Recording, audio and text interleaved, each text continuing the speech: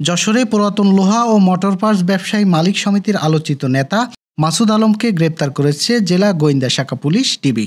ঢাকায় দক্ষিণ কেরানীগঞ্জে ট্রাক চুরি মামলার সূত্র ধরে শনিবার রাতে যশোরে যৌথ অভিযান চালিয়ে তাকে আটক করা হয়।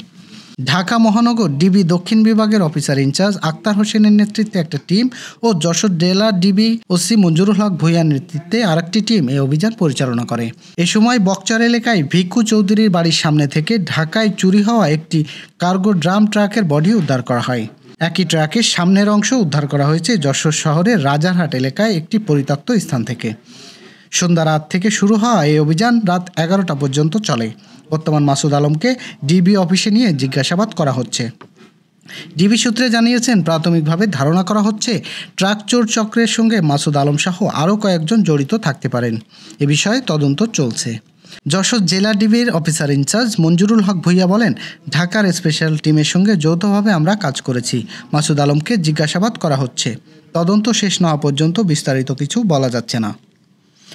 ডেস্ক রিপোর্ট, গ্রামের কাগজ।